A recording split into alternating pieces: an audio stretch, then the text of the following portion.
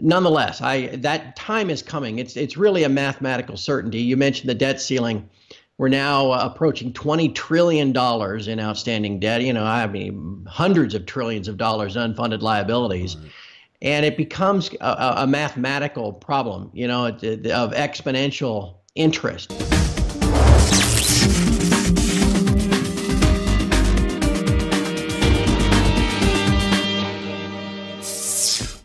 Welcome to another episode of Rethinking the Dollar. Today I'm excited to have my guest, Mr. Craig Hemke. He's better known as Turv Ferguson from TF Metals Report. Today, Craig is going to share with us his thoughts on the global economy as well as just the importance of precious metals. And so, Craig, welcome to Rethinking the Dollar. Hey, Mike, thank you very much for having me on. It's a real treat to get a chance to visit with you. Well, I appreciate you taking time to sit down with me. Looking forward to getting your thoughts on what's happening now, Trump's first 100 days, the economy. I also heard Secretary Mnuchin today mention that they're going to raise the debt ceiling. They have to. So I look forward to getting your thoughts on that. But before we actually get into those questions, I typically start off with some Rethinking the Dollar questions. And the first question is, what comes to mind when Craig Hemke hears the words Rethinking the Dollar? Rethinking the dollar. Well, the first thing that comes to mind when you ask me that, Mike, or say that, Mike, is a phrase I've used often in the past, and that is that tomorrow is not going to be like yesterday. And that really there are very few Americans left alive that even can recall a world where the dollar wasn't the world's reserve currency, where there wasn't this endless demand for dollars giving us the ability to print and supply all the dollars we want, which is how we went from being the world's largest creditor nation after World War II to being the world's largest debtor nation now.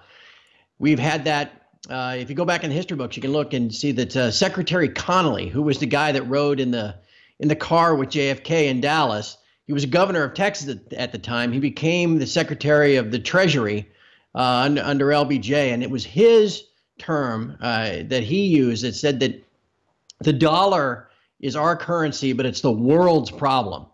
And it's actually an exorbitant privilege to be able to print as much as we want. And it's allowed us to have this massive debt, huge military, all of the social welfare programs that we have.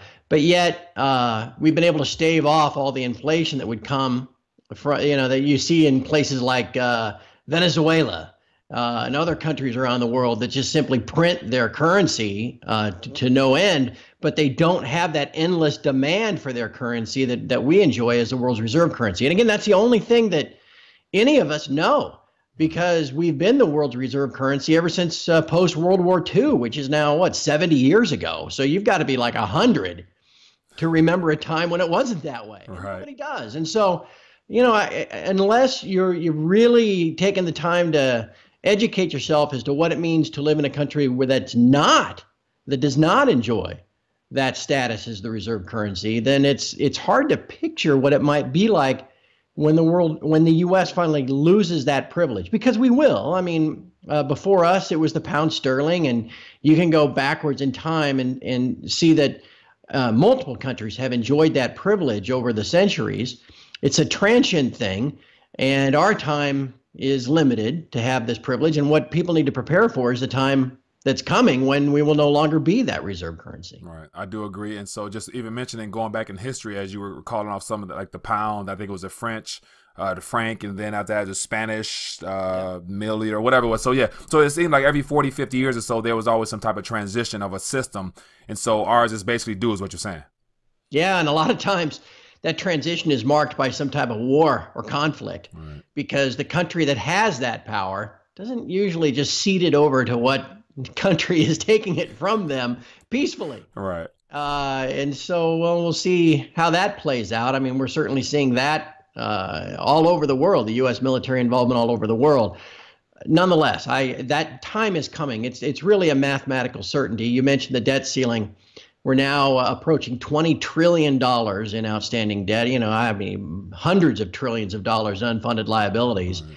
And it becomes a mathematical problem, of exponential interest. I remember my grandmother telling me when I was in college, she said, if you get out of school and you get a credit card, just make sure you at least pay the interest every month, because otherwise, it grows out of control on you. And I think a lot of folks, especially here in the U.S., feel, heck, I've seen studies that say that 63% of the U.S. population, really anywhere from 63 to 70%, doesn't even have $1,000 in savings. Right. I've seen that as well.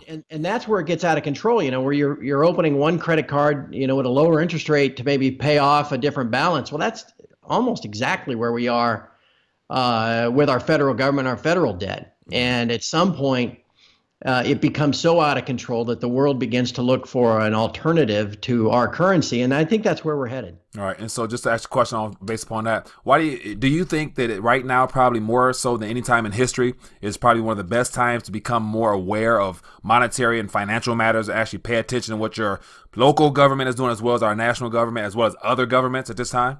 No doubt about it. Excuse me. There's absolutely no doubt about it. It's almost as if I've often compared this to like a pending national or natural disaster. Whether, if you were in some major blizzard or tornado or hurricane, the people that prepared ahead of time and had a plan for this disaster, they were the ones that got out, and left with their stuff, and were able to rebuild after the disaster passed. It was the folks that just kind of wandered around with their head in the sand, not concerned at all with what was going on around them, that ended up in trouble. And what you don't want to be is the equivalent of, the people sitting on their roofs amidst the floodwater with a sign saying, "Rescue me." Yeah. Instead, you want to recognize that this is a mathematical certainty. This is an economic problem that can't be fixed. And you want to educate yourself and prepare yourself ahead of time so that you can transition through this period and actually, maybe even come out financially more secure on the other side. Right. So he says the mathematical certainty. So I want to shift a little bit into, I guess, the current administration. And so Donald Trump, he ran on the idea of making major changes and with reform, tax reform and infrastructure spending and all the things that, pretty much put him where he's at now as president of the United States. So give me your thoughts or kind of grade him on his first 100 days in office as to living up to his promises, or is he actually able to do that? Or was it all just, talk just to get there? Or give me your thoughts on Trump and what he's trying to do as compared to what he can do. I'll try to be as non-ideological as I can in just a frank assessment. I sensing that there were two bad choices.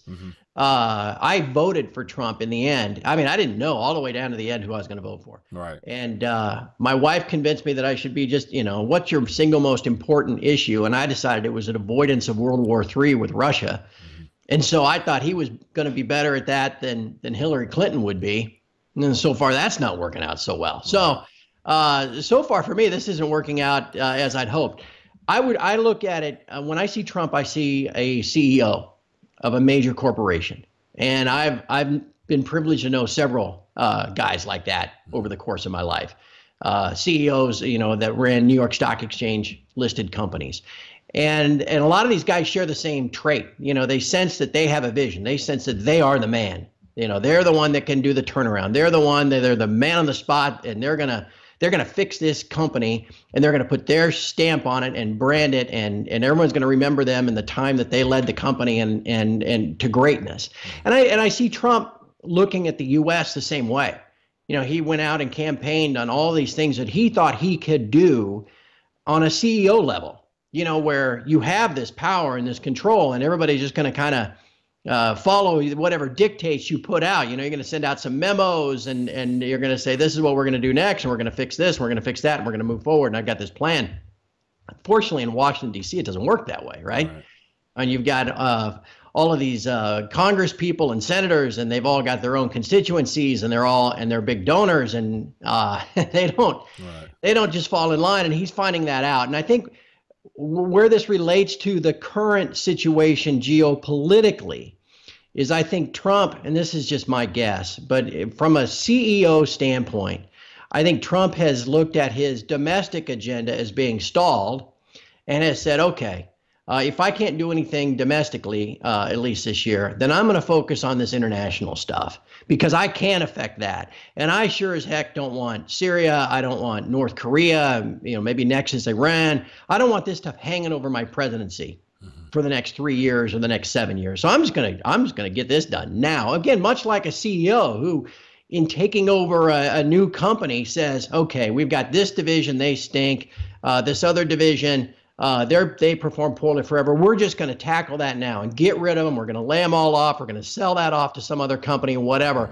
And I'm going to cut out all this deadwood, solve all those problems, so that now the lean and mean company going forward will be the one that I'm associated with. I will have cut out all the headaches and the heartaches so that I can now go forward with the company that I want to lead. And that's my sense of what he's doing internationally. He's like, I'm not going to have North Korea out there for the next 4 years or 8 years. I'm going to deal with this now. Right. But the only thing is, I agree with you completely, but yeah, deal with it. I mean, how do you deal with it? So the only way to deal with a foreign country that's not going to be pushed around is unfortunately going to be some type of, unpleasant event like war or something like that. Yeah. So, right. Yeah. If something were to happen if there was to be a renewed war on the Korean Peninsula, and I say renewed war because, there was never a peace treaty signed or anything like that. There was just a ceasefire that's held now for 64 years. Yeah. If there's renewed conflict, I mean, we're talking deaths, casualties on a magnitude that we haven't seen since World War II.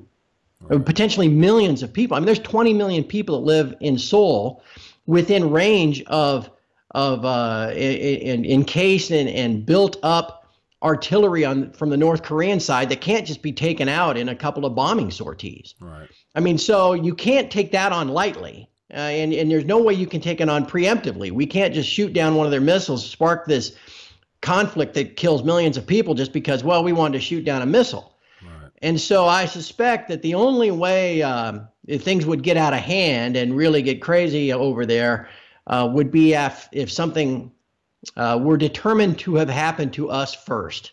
Right. Now, I would relate that to most recently, what happened in the Gulf of Tonkin before the Vietnam War, that type of thing. Or you could say 9/11 sparked all of this involvement in the Middle East. Right.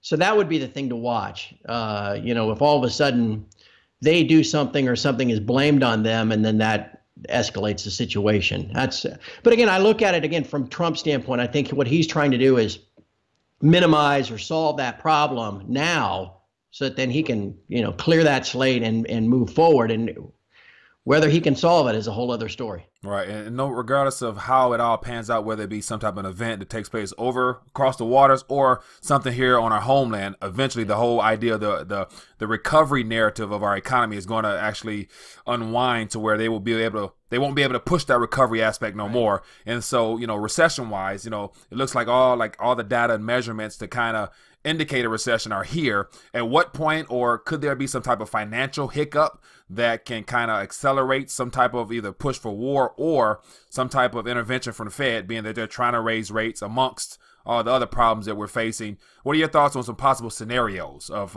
whether it be an outside trigger such as war or some type of economical hiccup here in our country? Yeah, that's the thing, Mike. I tell you, the way that our markets now are almost entirely controlled by computer, leaves us, one, with this situation where it seems like they go up every day, but also potentially vulnerable to almost uncontrolled trading to the downside as well. And so people need to be aware of this, because we're all taught, or we all assume, that everything is somewhat natural, and especially in the stock market, that it somehow trades on fundamentals. That rational human beings are making rational decisions. I'll buy 200 shares of Coca-Cola because the fundamentals look good and their earnings per share is solid and all that kind of stuff. And there's a little bit of that left out there, but 80, 85, sometimes as much as 90% of the daily volume of the New York Stock Exchange is just simply computers trading at a frequency, what we call high frequency trading, swapping positions back and forth to each other. Yeah. And if you can get the computers to do what you want them to do, which is buy, if you can influence the computers to buy, then you can get the stock market to just go up. So when we talk about the stock market even being manipulated by the central bankers, it's because the central bankers know what I just told you. They know that everything's driven by computers. So you can get the computers to do the heavy lifting for you by goosing the economic information or by intervening in the foreign currency markets, that type of thing. Then you can create this illusion that everything's great, even though we know everything's not great, right? I mean, you mentioned the economy is growing at maybe 0.5%. Total growth last year was only 1.5%, which is the weakest in 5 or 6 years. Regardless of that, the Fed has set off on this path where they're going to be raising rates, which to me kind of belies their ultimate motive. I mean, a lot of folks, I would imagine there's folks that are listening to us that think when they think of the Fed, they hear the Feds with an S, and they think somehow that the Federal Reserve and the Federal Reserve System is a part of the U.S. government and thus, kind of benevolent and altruistic and out to help everybody. And nothing could be further from the truth. Yeah. The Fed is actually a private corporation set up by the banks, owned by the banks, set up over 100 years ago. And they operate almost exclusively to the bank's collective interest. Go back and look at what happened in 2008 and the TARP bill and the fraud associated with that to somehow spend $700 billion to rescue the banks, or the $3 trillion that have been created since to buy worthless assets from the banks and replace them and those assets on the bank's books with actual dollars and actual treasuries. It's all a scam and a con to create this illusion that everything's wonderful. And unfortunately, it all trickles down and weighs on the backs of you and I and everybody listening to us. And the economy suffers, wages never grow, inequality in both opportunity and in income only continues to grow. And until that system is replaced and changed, and unfortunately, it too, mathematically, just gets worse almost by the day. Right. So it seems like it's a matter of too much debt. And then my other question would be, growth. As I mentioned earlier, I was listening to current secretary mention about, the debt ceiling will be raised for sure. He was saying I was very confident in that. But then he said that, the only way we can kind of really get things moving is to create or stir up economic growth. And so the word growth, I mean, how can we grow in an economy that's based upon consumption and credit and just more debt? So, give me your thoughts on the concept of growth. Is there a possibility to actually stimulate growth within our country from just getting back to the basics of producing things, or is those days long gone? It's certainly not the situation that it was 30 or 40 years ago.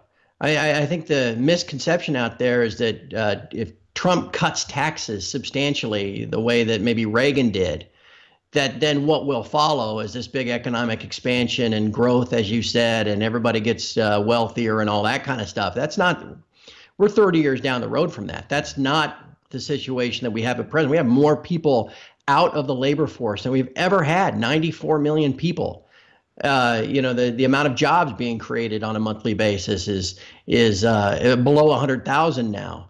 And so this idea that we can somehow grow our way to prosperity again, I just think we're past that point economically and mathematically. Mike, you mentioned the debt ceiling. Back in the day, and I'm 51 now, so and when I first got out of college, I was a stockbroker starting in about 1990, and I remember back in the day, this was always a discussion about the debt ceiling, and the debt ceiling was put in to give Congress some measure or of trying to limit how much the debt could grow. And so it always had an actual number attached to it. The debt ceiling was going to be $5 trillion, and Congress could only borrow money up to $5 trillion. And if they wanted to go past $5 trillion, they had to raise the debt ceiling. Well, that's how that deal worked until about 2008 or 9, when the debt got to be so large and growing so fast numerically, because again, if we're at 20 trillion now.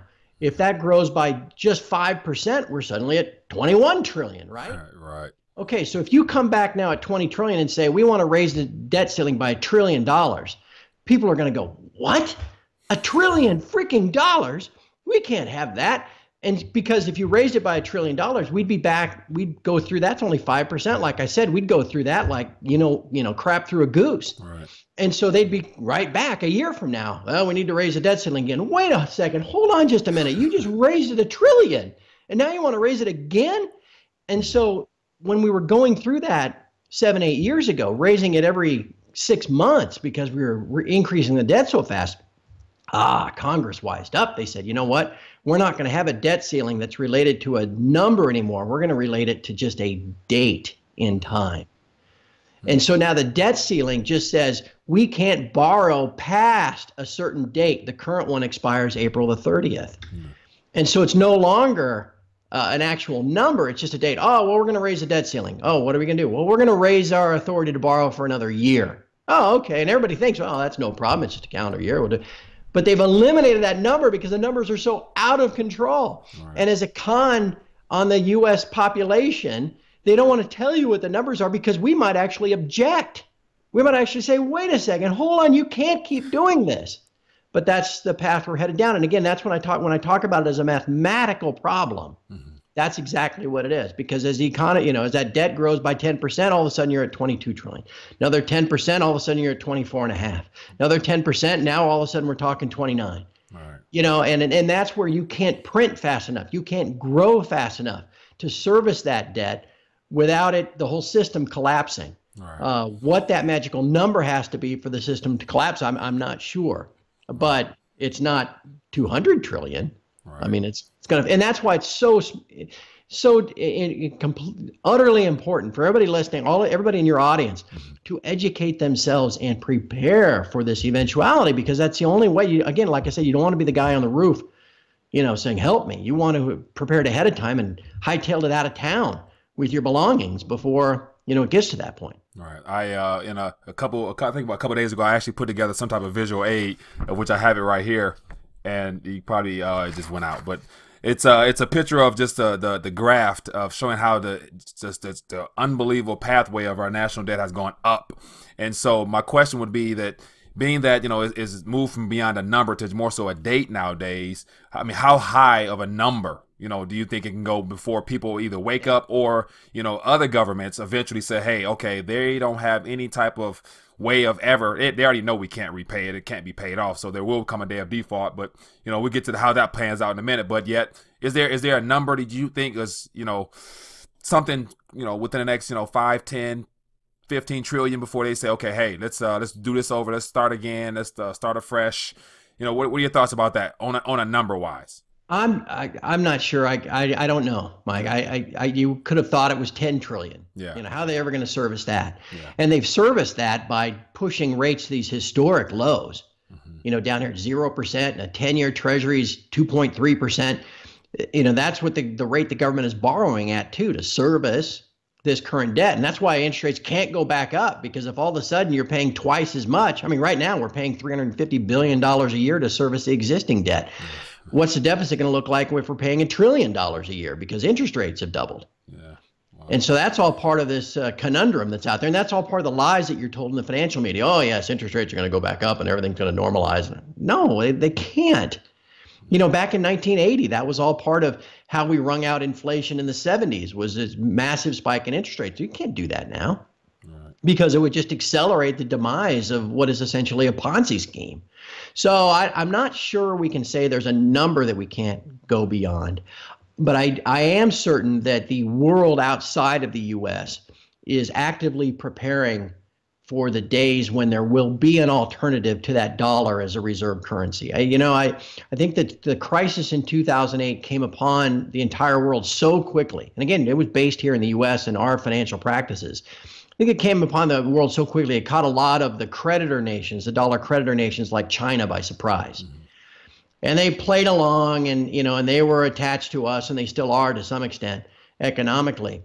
But I think they and other countries began to look and think, this just can't go on forever.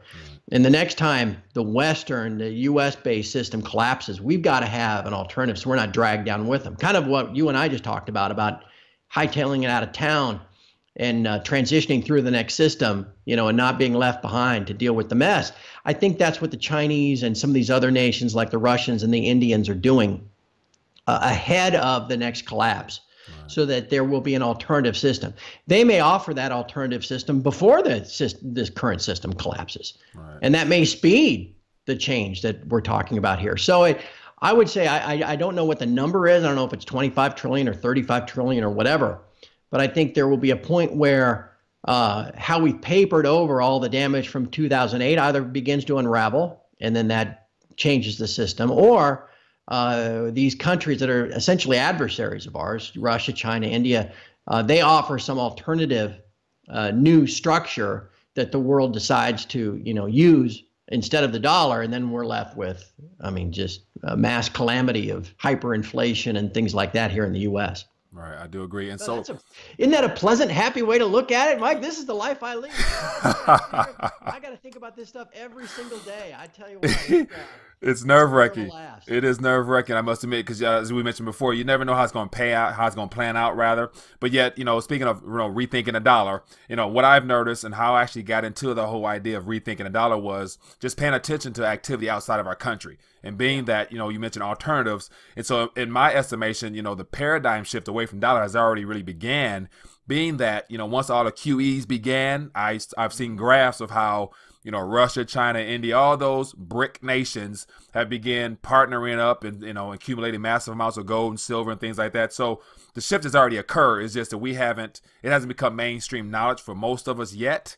And so that plays into the whole rethinking the dollar aspect. Right. And then another thing would be a true sign of that is all the development of the AIB, the chips, money transfer system. So I believe that those are already in place, ready to go. Now we just need some type of catalyst to have them help flip the switch, and then they'll be doing business. Now, and when that does happen, if we get to that point, those Federal Reserve notes that are out there, what's going to happen to them? And then will there be a separation between the how we do business with other countries and how citizens here save and invest with what type of currency, in your opinion? Yeah, there's a lot of talk about that last part of your question, and it's almost impossible to say how that's going to play out. It's like predicting how a war is going to play out. There's always all these unknown unknowns and unforeseen consequences and everything else that goes with it. But what I do think is predictable is, again, it's really an issue of supply and demand, Mike, and a lot of folks understand that. That if you increase the supply of something without increasing the demand, the price, the value of it falls, right? Mm-hmm. I mean, if you've got anything, I mean, it doesn't matter, anything from lawnmowers to refrigerators to gold coins or whatever, the more supply there is of something, the value of it falls. It's just less valuable. Right. And that's what we're talking about with the dollar here in the U.S. I mean, as we said, especially since in the 1970s, we've printed trillions of dollars. Some of them are still here in the U.S. being circulated, but a lot of them are circulating around the globe. Part of having this privilege of the reserve currency is everybody has to transact their foreign trade in dollars. And so all these other countries keep dollars in their foreign currency reserves. Well, what are they going to do with those? Really, the only alternative for them is to plow them back into our bond market and buy U.S. treasuries with their dollars. And it almost makes all these dollars that have been sent overseas, think of them as being kind of quarantined in a sense. We've bought stuff from China using dollars. China now has all these dollars. Well, what are they going to do with them? Well, they're not any good just laying around, so they buy our treasury bonds to get some interest. And that's how now they have, $1 trillion of our treasury bonds. Well, those dollars are, again, think of them being quarantined. They're not out there flushing around, reducing the value of all the existing dollars. They're stuck in these bonds, right? So as the world removes itself from a dollar standard, and there is selling out of our treasury bonds, and there's less demand to tie up dollars in that quarantine system, those dollars all come sloshing back onto our shores, okay? So now all of a sudden there's this tremendous new supply of existing dollars. And that's where you get into this extremely inflationary system, because if there's there's 2 or 3 times the amount of dollars here within the U.S. in circulation that there were a couple of years ago, well, then they just, by nature, they're less valuable, they buy less. And prices have to go up. And so that's where it gets really insidious for the regular person. And actually, you could even say this just about the Federal Reserve System in general, where they're creating dollars. Any regular listener of your program, probably has a job, and they work hard, 40 hours a week, 50 hours a week, whatever. They're mainly trying to provide for themselves or providing for their families. They're trying to save money for their kids' college, whatever. And whatever they have left over is their savings, right? All right. And like we said, a lot of people don't even have savings, but the savings goes in the bank and it's in dollars, right? And that savings is is one way you could look at it, that is the storage of your accumulated effort, your accumulated hard work. You had to really work hard to have those savings in dollars. Well, when the Federal Reserve just willy-nilly just prints as many dollars as they want to support their banks, again, they're increasing the supply. When you increase the supply, you lessen the value. And by printing all these dollars, they've lessened the value of your accumulated hard work. They are taking from you, the listener, not you, Mike. Well, in a sense. All of us, yeah. Everyone who holds dollars, Federal Reserve notes. So again, think of this then writ large when all these dollars come back ashore, how damaging that's going to be to your accumulated savings and net worth. And so, anyway, tying this back to gold, about the best thing you can do, the greatest store of value that has been with us for millennia, that has seen people through all these different transitions, has been physical gold and physical silver. And that's where we talk about at my site.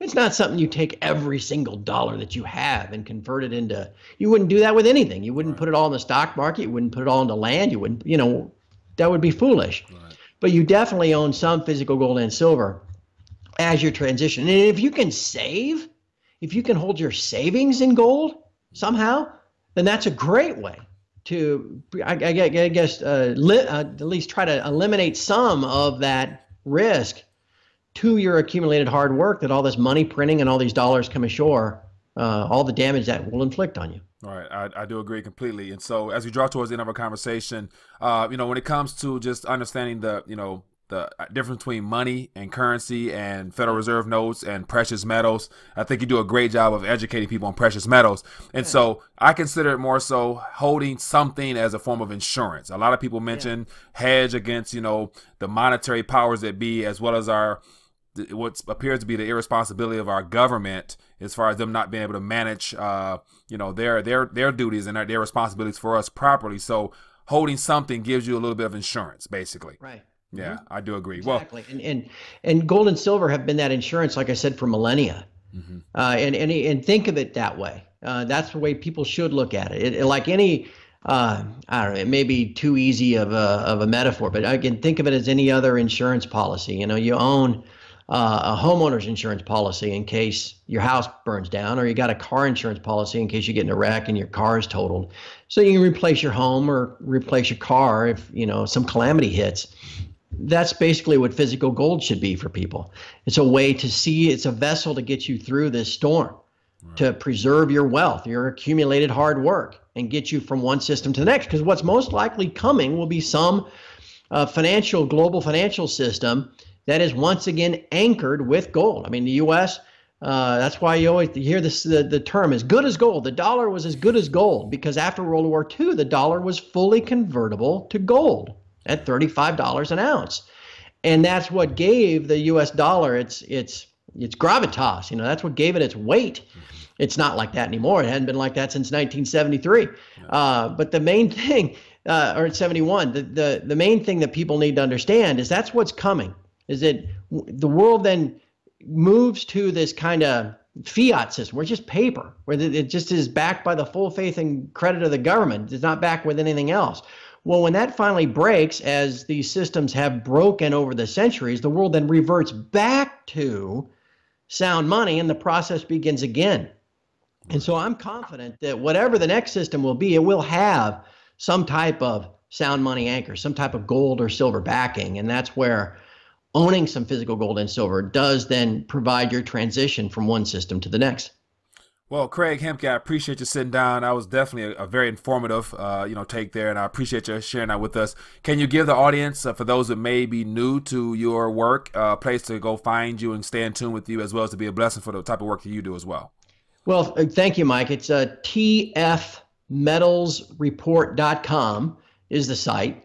It's primarily a free site. I do a couple of public articles a week, but if you want to go into more detail, or if you're trying to trade or stack metal, I also have a subscription component that's only $12 a month, so it's $3 or $4 a week.